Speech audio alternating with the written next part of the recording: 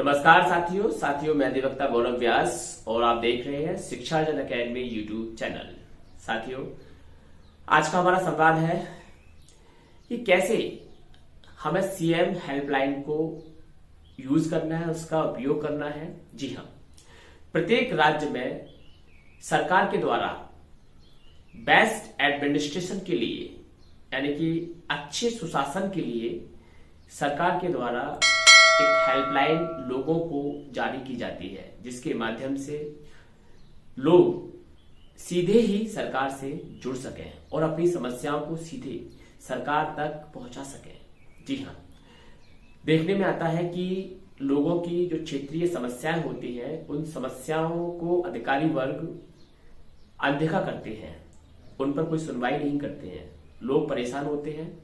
तो इसी समस्या को दृष्टिकोण में रखते हुए राज्यों ने अपने यहाँ सीएम हेल्पलाइन से एक प्लेटफॉर्म की शुरुआत की है, जिस पर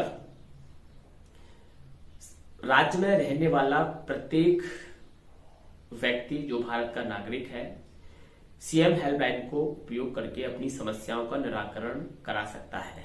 जी हाँ, सीएम हेल्पलाइन में जब व्यक्तियों के द्वारा शिकायतें की जाती हैं तो उसका जो रिजल्ट है वो बहुत ही अच्छा रिजल्ट है। लोग उससे सेटिस्फाई है और लोगों के काम हेल्पलाइन के माध्यम से अब आसानी से हो गए हैं।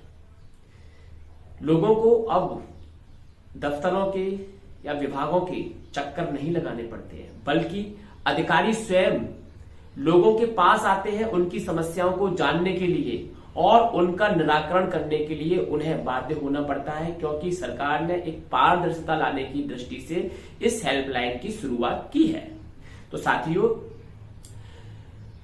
कुछ लोगों के द्वारा ये मिथक भ्रम समाज में फैलाए जाते हैं कि यदि आप सीएम हेल्पलाइन पर जाएंगे तो आपके खिलाफ कार्रवाई हो जाएगी, आपको कानून का सामना करना पड़ेगा। तो लोग डर जाते हैं, बेचारे सीधे साधे लोग होते हैं, उन्हें क्या पता।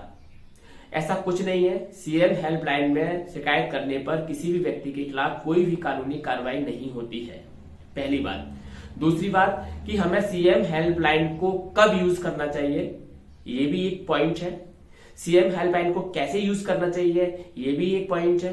तो साथियों, ऐसे प्रकरण जो न्यायालय में विचाराधीन है या न्यायालय से संबंधित प्रकरण है, उन प्रकरणों में, उन सभी केसेस में आप सीएम हेल्पलाइन का यूज नहीं कर सकते हैं।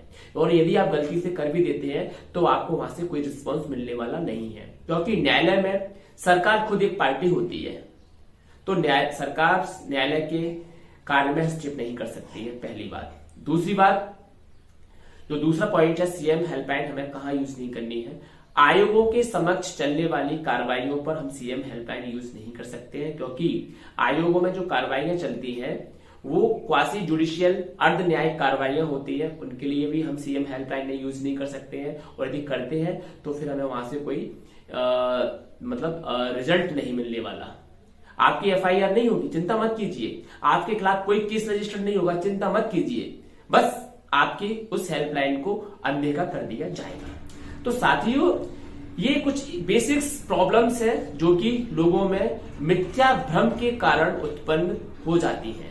इन्हीं मिथ्या भ्रम को तोड़ने का काम हमारा है, हम करेंगे।